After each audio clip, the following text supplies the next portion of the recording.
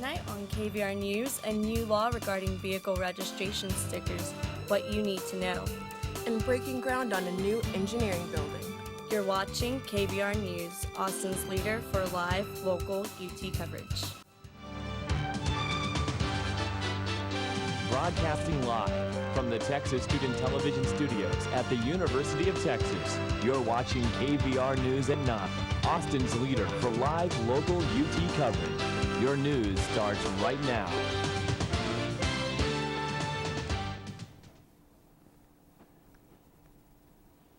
Good evening and welcome to KVR News for Monday, March 2nd and this 179th birthday of Texas. I'm Marievel Santiago. And I'm Khortlyn Cole. Tonight, candidates running for university-wide election faced off for debate in the student union. Transparency and improving student voter turnout rates were heavily discussed topics throughout the debate. Domestic partnership benefits as well as the possibility of campus carry were also talked about. Students will be able to vote this Wednesday and Thursday at utexasvote.org. Election results will be announced on Thursday, March 5th at 6 p.m. In other SG student government candidates running for student president and vice president, Baylor Morrison and Matthew Normile, said they are planning to withdraw from this election happening this Wednesday. They say this decision is due to the time commitment that is needed for the campaign, causing a lack of attention to academic work and organizations. As of now, their names will still appear on the ballot because they have not sent an official letter saying they will withdraw, said the Election Supervisory Board Chair, Nick Molina. As for Morrison and Normile, they say they wish all the candidates good luck with the rest of their campaigns and hope for a big turnout on Wednesday. It's election time again for student government, and some of our presidential candidates are running for an unconventional platform. Of the 4 competitors who are running with the joke campaign, we set out to see what students throughout thought of people running for the presidency as a joke. I take offense to an entire joke campaign. I would say that's not the platform they should be going on. They should be taking such things seriously. It's not okay because student government actually has a semblance of power in the school, and people who choose to adopt that position should take it seriously. I would rather someone be serious about what they're campaigning for instead of just doing it for fun. If the intent's good, I can support it. Yeah. It's going to happen. It's people's personal opinion. It's kind of a freedom of speech thing. If they want to run for it for their joke, just let them. But I mean, as long as people realize it's a joke, and if they get elected to office, they've kind of got to live up to it. Texas drivers said goodbye to their inspection sticker on Sunday. The Texas Department of Motor Vehicles is getting rid of inspection stickers and combining it with your registration. According to KXAN, if your registration expires before your current inspection between March 1st, 2015 and February 29, 2016, you'll be allowed to register without an extra inspection. By March 1st, 2016, the inspection and registration sticker will expire at the same time at the end of the same month. Drivers will be given a 90-day window prior to the expiration date to complete the vehicle inspection and renewal of registration. According to Texas Department of Motor Vehicles, Texas will save about $2 million with the change. This past February, health officials confirmed that a border collie mixed dog who spent the day at Zilker Park with its owner and ate outside of El Arroyo restaurant had rabies. The health department released an update stating that 6 people and 8 dogs are currently being monitored and are still unsure of how many others may have been exposed to the viral disease. Some tips to remember about rabies is that it can only be passed on through oral fluids of an animal already exposed to the virus. Keep in mind that if a person becomes contaminated, it is vital to consume 4 doses of a rabies vaccine for 2 weeks. The prices of these shots vary from $2,000 to $7,000 per person. The FCC recently approved to implement new rules on open internet, also known as net neutrality. The goal of net neutrality is to make broadband a public utility. Doing so prevents companies from allowing certain customers to receive faster service based on how much they pay. The passing of the new legislation ensures that the internet stays fast, fair, and open. Internet service providers have already began a movement to begin lobbying lawmakers to undo the rulings. Last week, ground was officially broken for the engineering school's newest building, the EERC. The old ENS building was knocked down last semester to make room for this latest addition to the Cockrell School. Our Deanna Govea has more.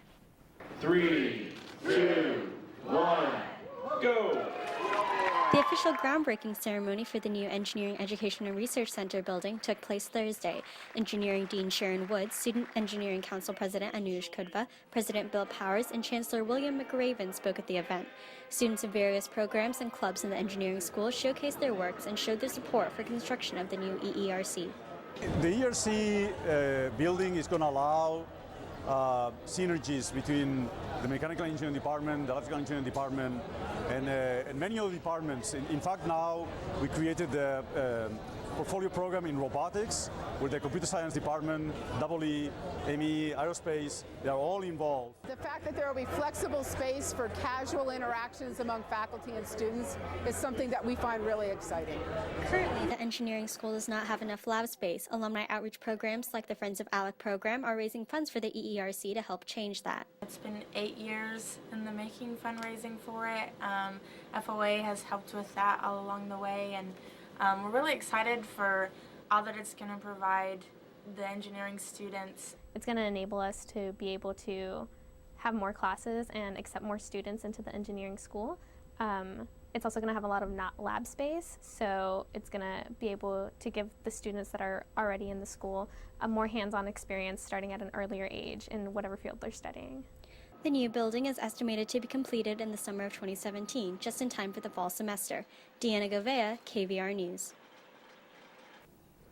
Nina Pham, the 26-year-old Dallas nurse that had Ebola earlier this year, has told the Dallas Morning News that she is making preparations to file a lawsuit in Dallas County against Texas Health Resources.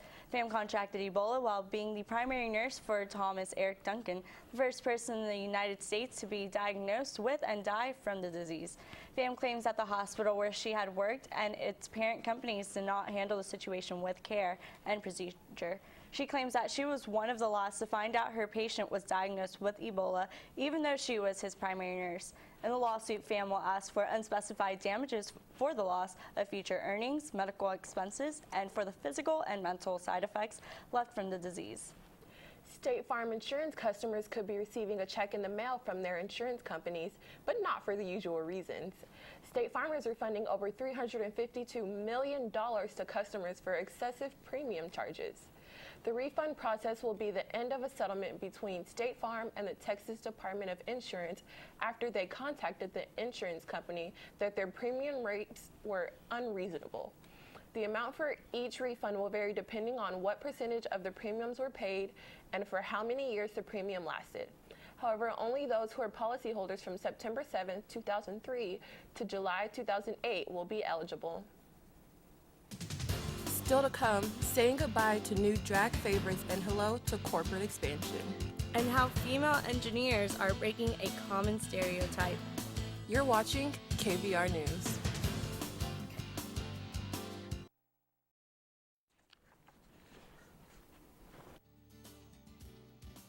You're watching KVR News at 9. Your campus, your news.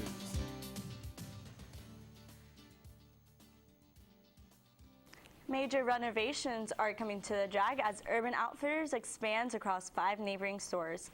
The popular retailer bought out the leases of Mellow Mushroom, Manju's, Longhorn Lux, and Textelfia to make space for a concept that will feature 2 restaurants and a larger shopping floor. Kavita Shajani, owner of Manju's clothing store, opened her doors 37 years ago and will not be able to renew her lease because of Urban Outfitters' purchase. Renovations are set to begin this month, and owner Andy Schmidt hopes that it will be completed by fall 2015. After several years on the drag, the Jack in the Box fast food restaurant has closed its doors for good. The restaurant was located on the corner of 26th Street and San Gabriel, which is in a very convenient spot for students. The restaurant had to shut down due to financial problems. Although some students are sad to see it go, others are excited to see what will spring up next. All that remains now is the skeleton of the building and a sign directing customers to their next nearest location on East 41st Street. This past Saturday, UT hosted their 14th annual Introduced to Engineering Day, which brings elementary and middle school girls from across the state to inspire future careers in the field of engineering. Santiago has more on Saturday's event. In honor of Engineers Week, the Women in Engineering program hosted their annual Girl Day, which gives girls from 1st to 8th grade a chance to see how it's like to be an engineer. It's kind of a day where you're introducing all these younger students to engineering concepts, showing them that it's really fun and exciting, and trying to get them excited about the field, because we always need more engineers, especially girls. Getting to talk to them and interact with them at a young age is really influential for them, and it really lets them see that engineering can be fun, and it inspires them to be creative. Within its first year, 93 girls were registered for Girl Day. This year, over 4,300 girls participated in the event, with over 100 activities around all campus. I think it's fantastic because every activity that we do, that we host, is with actual engineering students, and it enables the students who come to create something and show, like, with their own hands what they're able to build.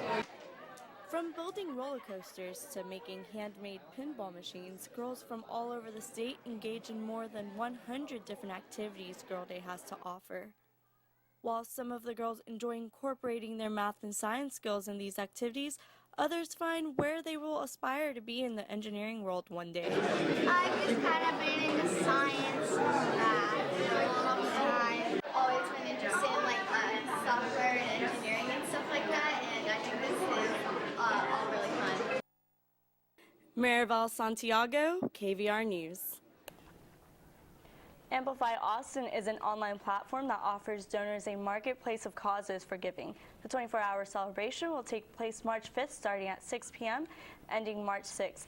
The online platform provides a board of constant donation updates, creating a competition of giving for donors and nonprofits. The goal is this year, the goal is to raise $7 million. Last Wednesday marked the first day of real-time info for the Capital Metro bus fleet. Austin has decided to release its real-time transit information, making Capital Metro riders very excited. New apps like Capital Metro, Ride Scout, or Instabus will use this information to give Capital Metro bus riders a constant update of bus location. No longer will riders have to wait in the cold longer than they need to for a bus that is just too late. They can pull up either app, each accurate with a 90-second window, and find out almost exactly when they should start walking to that bus stop. UT freshmen recently launched the Humans of the 40 Acres Facebook photo blog, which is an expansion of their previous blog, Humans of the Quad. The founders decided to expand and change the page's name in order to include the entire university and to attract a larger audience. The Facebook page has since then gained more than 1,400 likes and continues to gradually gain popularity around campus. The new and improved blog features interviews and photographs taken throughout the week. The founders pride themselves on their humorous and lighthearted approach and are excited about the future of their Humans of the 40 Acres blog. We wanted to have a more communal role around campus. The purpose of our page is essentially to help establish a sense of community, and we do that by interviewing certain students and by learning about their certain stories, shenanigans, and whatnot. The Homeless Jesus statue was dedicated downtown at the Central Presbyterian Church last Thursday. Dozens of people came out to see the new structure. Our Alex Samuels shows us just what makes this statue different than the rest. Today, Austinites gathered in front of Central Presbyterian Church for the dedication ceremony of the Homeless Jesus statue. That's it. Oh, rest like me. It was dedicated in honor of Rose and Jim Lancaster, who were two longtime Austinites who were deeply involved with social justice issues in and around Austin. Regular church members came to show their support of the statue. I think that it's very important that we have the statue here because it symbolizes what the homeless is all about. At the ceremony, there were distinguished speakers that included a parishioner, Pastor Moore, and others. Then the king will say to those at his right hand, "Come, you that are blessed by my Father." We hope that the statue serves as a call to people to recognize that there's no such thing as just a homeless person, that everyone has a spark of the divine in them. Church members hope the statue can create a sense of awareness. The statue is going to make the community more aware of the homeless population in Austin. Alex Samuels, KVR News. We have seen some brutally cold weather here in Austin, Texas this past week, and word has it that it's only going to continue. Our Marisa Martinez is live in the studio with this week's weather. Marisa, should we keep those winter coats out? Higher temps tomorrow, but don't put the jackets away just yet. A potential wintry mix in the forecast for the middle of the week. I'll have more.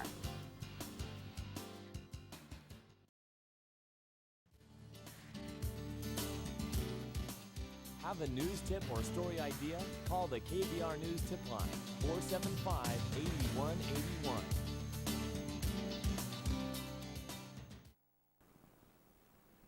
Welcome back to KVR News. Well, it looks like today and the rest of this week will be much like the past weekend, cold and rainy.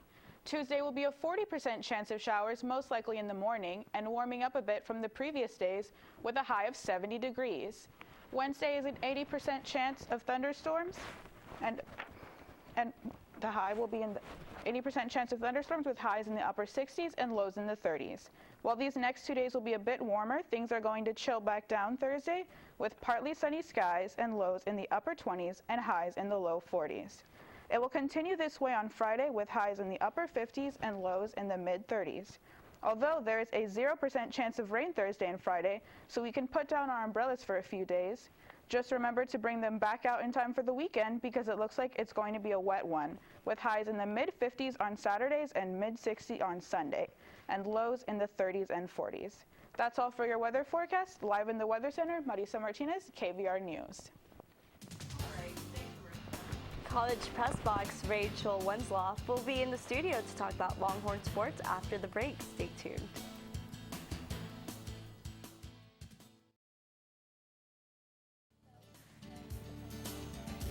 Now, KVR News at 9 Sports.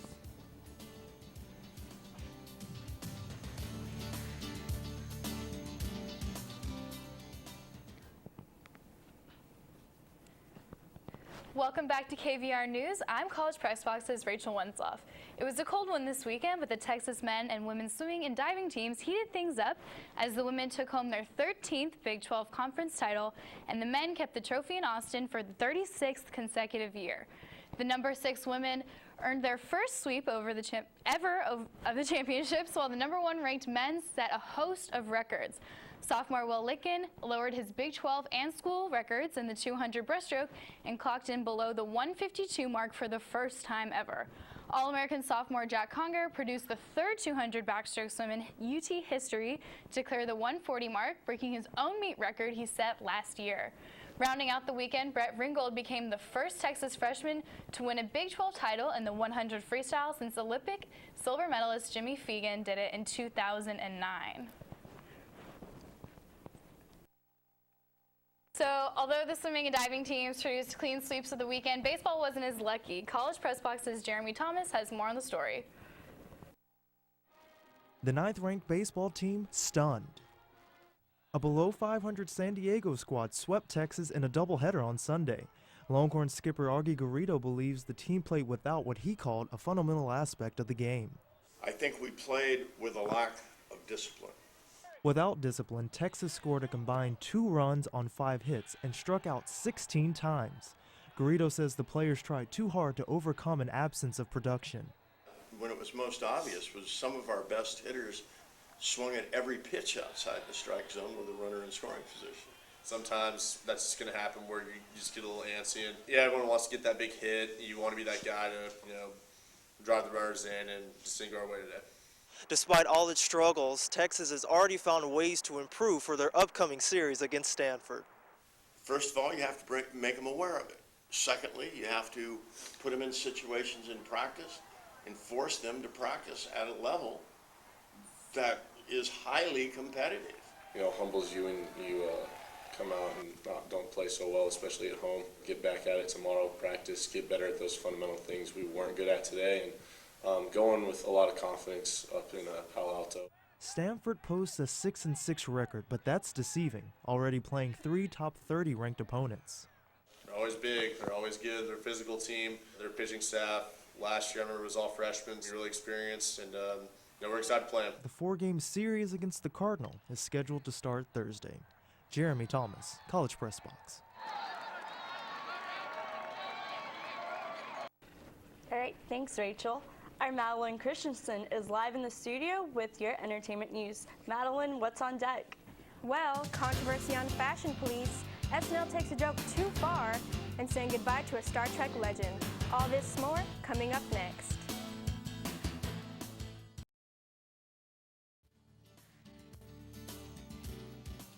You're watching KVR News at 9. Your campus, your news.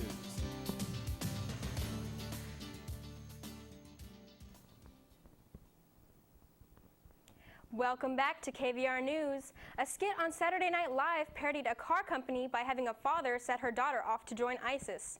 Viewers immediately said the show had crossed the line as ISIS is not a humorous topic. The skit featured 50 Shades of Grey star Dakota Johnson, and it begins with the father dropping off his daughter to begin her life adventure. A truck full of armed militants picks up Johnson, and when the father, played by Taran Kilman, says, "You be careful," Johnson replies with, "Dad, it's just ISIS."